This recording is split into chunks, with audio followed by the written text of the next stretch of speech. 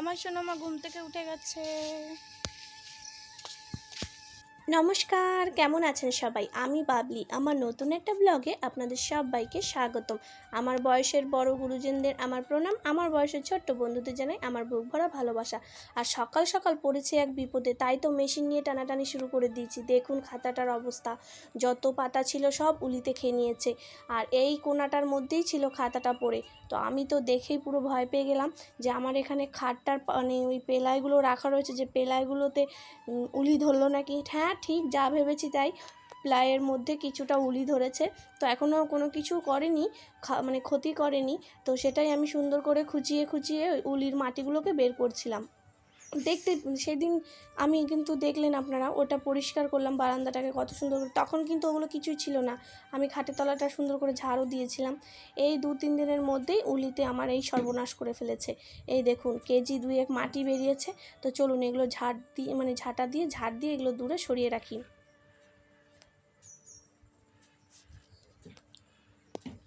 আর বারান্দা থেকে মাটি বের করেছি না, ঘর পুরো একদম কাদা কাদা হয়ে গেছে।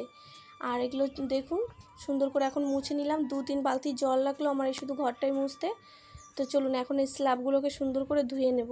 ঘরটা তো মোছা হয়ে গেছে, এখন স্ল্যাবগুলোকে সুন্দর করে ধুয়ে তারপরে স্নান করে ঠাকুর ঘরে যাব।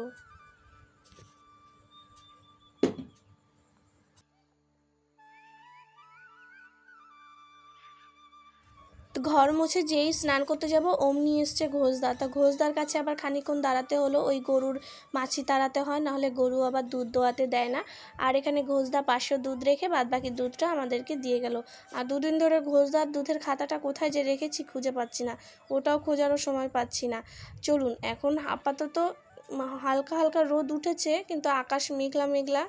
এই যে কালকে যে জামা কাপড়গুলো বৃষ্টিতে ভিজেছিল বিকেলবেলা, ওই সোনার বাবার যে প্যান্টগুলো ছিল, তো চলুন সেগুলো একটু সুন্দর করে নেড়ে দিই। আর মাঝখানে যে দড়িটা আমি টানিয়েছিলাম সেটা আমাকে কেটে ফেলতে হয়েছে। ওইখানে জামা কাপড় নাড়লে নাকি সবার মাথায় লাগে, ওই কারণে। তো ওই দড়িটা কেটেছি, এখন এই উঁচু দড়িতে নাগাল পাই না, তাও এই দড়িতে দিচ্ছি। আর না হলে ওই মাঠে যেতে হবে অনেক দূরে, তো এখন আমার আর অত দূরে যাওয়ার সময় নেই। তো এখানেই কোনো রকম তাড়াতাড়ি করে মিলে রেখে স্নান করতে যাব।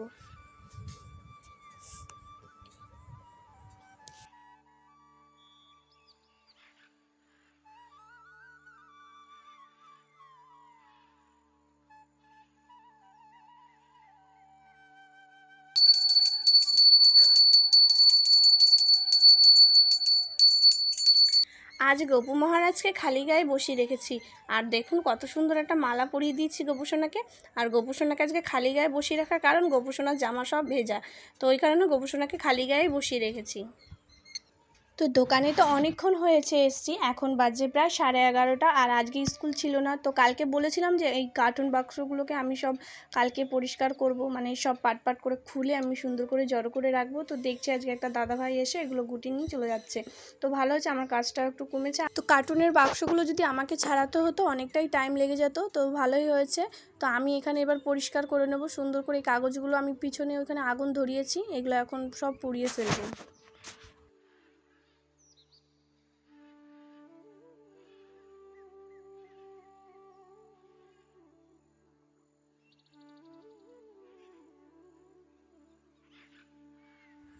আগুন তো ওখানে ধরিয়েছি, কিন্তু খুব সাবধানে কাজ করতে হবে। দেখুন আশেপাশে কত কাগজ পড়ে আছে, বাই চান্স যদি একবার আগুন ফস করে ধরে যায় এটাকে আর নিভানোর মতন অবস্থায় আমার থাকবে না।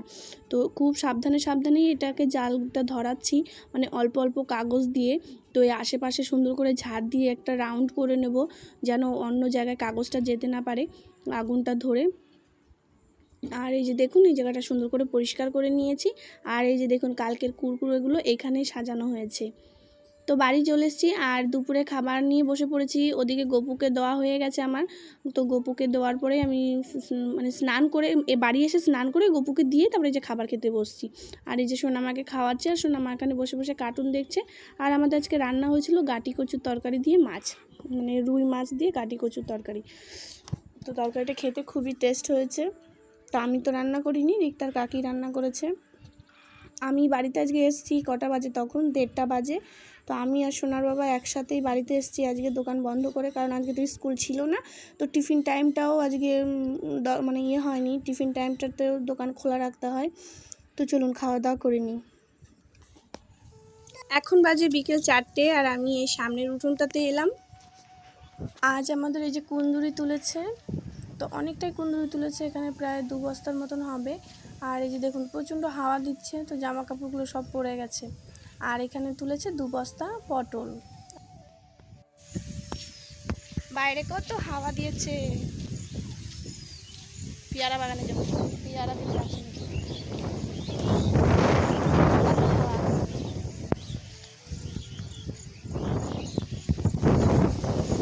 এখন বর্ষার টাইম না, প্রচুর পেয়ারা হবে, তো প্রত্যেকটা পেয়ারাই পোকা হয়ে যাবে। যখন পেয়ারা খেতে ভালো লাগে তখন আর পেয়ারা হয় না। অনেকগুলো পেয়ারা গাছ আমাদের এই ডালটাতে, এই উঁচু ডালটাতে 2টো পেয়ারা আছে। এটা নাগাল পাবো না। এই যে নিচে 2টো পেয়ারা, এই যে তো কাঁচা কাঁচা। বাপরে যা হাওয়া দিয়েছে, আমার মতন ফড়িং উড়ে চলে যাবে। আজকে দোকানে সেই আগুনের পাশে ছিলাম না অনেকক্ষণ, মাথা এত যন্ত্রণা করছে সেটা আর বলার মতো না। আর দুপুরে একটু ঘুমাতে পারলে হতো, এতক্ষণ রিক্তার কোয়েশ্চেন টুকছিলাম। এই পেয়ারাটাই ছিল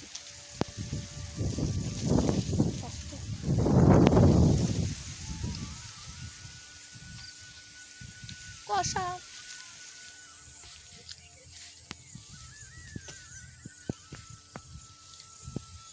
মাঠে যা হাওয়া, এখানেই থাকতে ইচ্ছা করছে, ঘরে প্রচণ্ড গরম।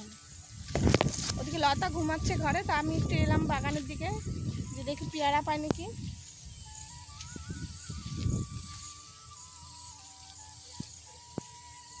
এই গাছটা পেয়ারাটা খেতে ভীষণ টেস্ট, কিন্তু সব কাঁচা। তো চলুন ঘরে যাবো, একটু মেশিনের কাজে বসবো। এই ফোনেই শুধু সারাক্ষণ বক বক বক বক করা হয় আমার। আর আমার ওই মেশিনের কাজের যে কাস্টমারগুলো, তারা আমায় ফোন করে করে। তো চলুন ঘরে যাই, এত হাওয়ার থেকে যেতে ইচ্ছা করছে না, প্রচণ্ড হাওয়া দিয়েছে বাইরে। আর ফোনটা চার্জে দিই, ফোনে আমার একটুকু চার্জ নেই। আর মেঘ করেছে, ঝড় বৃষ্টি যদি হয় আর চার্জে বসাতে পারবো না ফোনটা। 17% চার্জ আছে শুধু। চলুন চার্জে বসাই দিই ফোনটাকে। ও একটা কথা ছিল, মাথাটা প্রচণ্ড যন্ত্রণা করছিল। আগে দোকানে যে আগুন ধরেছিলাম কাগজে, তো ওই আগুনের যে তাপটা তো চোখে মুখে লেগেছিল। তো দুপুর থেকে মাথাটা প্রচণ্ড যন্ত্রণা করছে। তো একটু শুয়েছিলাম, তো ঘুম তো আর হয়নি। রিক্তাকে একটু পড়ালাম, নিয়ে সোনার বাবাকে বললাম আমার মাথাটা প্রচণ্ড যন্ত্রণা করছে। তো বলছে তোমার মাথায় কখনো তেল নাও, তেল নাও না তো মাথা যন্ত্রণা হবে না। তো মাথায় দেখুন চপচপ করে তেল দিয়েছে, দেখুন। তো মাথায় তেল দিয়ে সুন্দর করে যে মাথাটা আঁচড়ে আবার এই যে বেঁধে দিয়েছে ভিডিওটা। নিয়ে আমাকে বলছে যে যাও গ্রামে গিয়ে ঘুরে দেখে আসো, যে জিজ্ঞাসা করে আসো সবাইকে তোমাকে কেমন দেখাচ্ছে।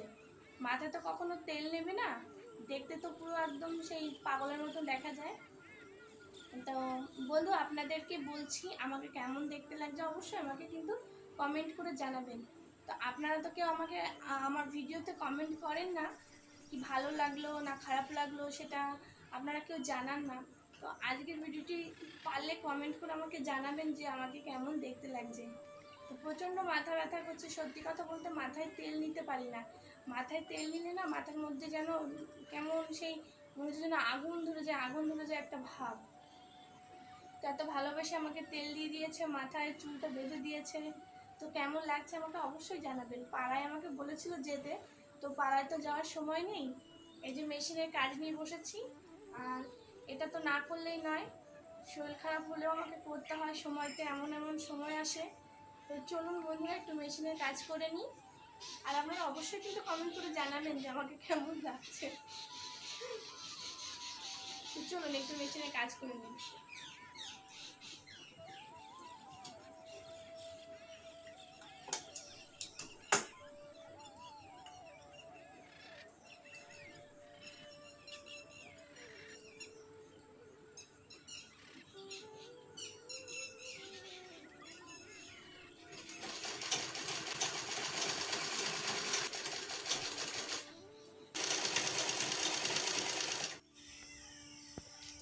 আমার সোনামা ঘুম থেকে উঠে গেছে। তো চলুন একটু রান্নাঘরে যা, সিমুই বানাবো। সোনামা সিমুই খাবে বলেছে।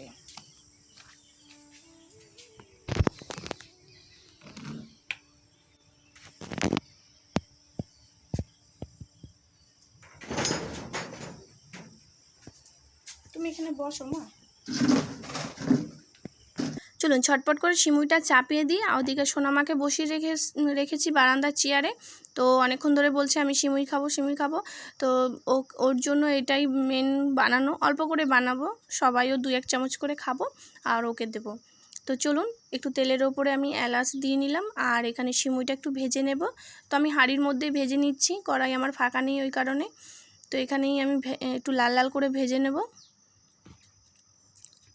সিমুইটা তো লাল লাল করে ভেজে একটা পাত্রে তুলে নিয়েছি। এখন একটু দুধটা জাল করে নেব। তো দুধটা জাল করে নিলে, আর এটা অল্পই দুধ দেখছেন, তো আরেকটু দুধ দেবো আমি। আর এরপরে এর মধ্যে চিনি দিয়ে দিলাম আর সামান্য একটু লবণ দিয়ে দিয়েছি। তো চিনির মধ্যে একটু লবণ দিলে মিষ্টিটা একটু বেশ ভালো, মানে ফোটে, ভালো সুন্দর লাগে, মিষ্টির টেস্টটাও একটু বেড়ে যায়। আর এখানে পাশে একটু আমি ভেজে নিচ্ছি কাঁঠালের বীজ, কারণ অনেক দিন ধরে কাঁঠালের বীজ ভাজা খাওয়া হয় না। তো আমার ভীষণ ভালো লাগে এই খাবারটা। তো আমি ছোট্টোবেলায় খুব খেতাম, আমার মা আমাকে করে দিত। তো এখন তো আর খাওয়া হয় না, যা কাঁঠালের বীজ হয় সবই নষ্ট হয়ে যায় প্রায়। ওই সময় বিশেষ হয়তো একটু শাক টাক করলে তখন দেওয়া হয়। তো চলুন সিমুইটা এদিকে আমার সিমুই ভাজাটা ওই দুধের মধ্যে দিয়ে দিয়েছি। তো আর একটু ফুটলে সিমুইটা আমার হয়ে যাবে, কারণ বেশি ফুটলে আবার সিমুইটা গলে যাবে, কারণ এই সিমুইটা একটু তাড়াতাড়ি হয়ে যায়। আর একটা সিমুই আছে একটু লাল লাল টাইপের, তো সেটা হতে অনেক দেরি লাগে। তো সিমুই আমার হয়ে গেছে, যে দেখুন কত সুন্দর দেখতে হয়েছে। তো যার জন্য করা তাকে একটু দিয়ে নিই। তো সে তো বারান্দায় বসে আছে। ওরা দিদি থিমুই খাবি নাকি? আয় লুচি ঘুগনি খাই। লুচি ঘুগনি এগ রোল। মনি তুমি এখন পড়াশোনা করবে, হ্যাঁ এটা খেয়ে, ঠিক আছে? ভালো তুমি। হ্যাঁ আমি ভালো, আমার মনিও ভালো। সোনামাকে সিমুই খাওয়ানোর পর বসে পড়েছি আমি আর অঙ্কন কাঁঠালের বীজ খেতে, যেটা খেলে এক্ষুনি আমার অম্বল করবে। সত্যি আমার এই কাঁঠালের বীজ টিজ খেলে না খুব অম্বল করে, তাও শখ জেগেছে, খাবো একটু।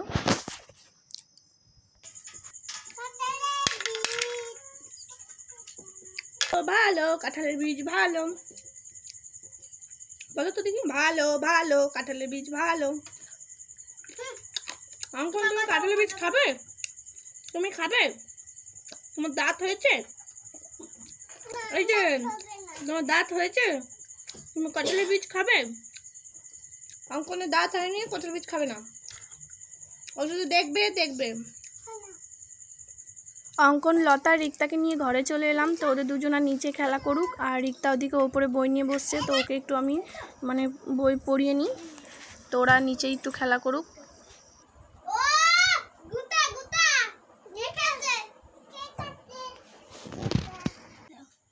এয়ার, ওয়াটার অ্যান্ড সানলাইট, বাতাস, জল এবং সূর্যের আলো আর ইম্পর্টেন্ট ন্যাচারাল রিসোর্স।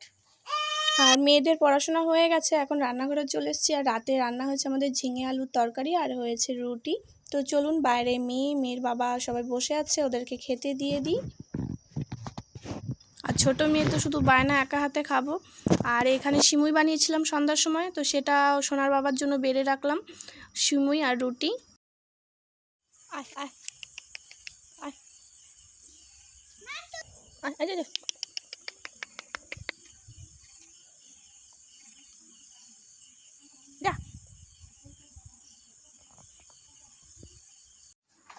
তো রাতের খাওয়া দাওয়া সব কমপ্লিট হয়ে গেছে, আর কটা বাসন হয়েছিল সেগুলো ধুয়ে রেখে এলাম।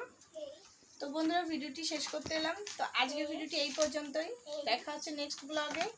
আর যদি আজকের ভিডিওটি আপনাদের ভালো লেগে থাকে একটা লাইক কমেন্ট শেয়ার করবেন, যদি আর একটু ভালো লেগে থাকে তাহলে আমার চ্যানেলটিকে সাবস্ক্রাইব করে রাখবেন। তো দেখা হচ্ছে নেক্সট ব্লগে। সবাইকে শুভরাত্রি।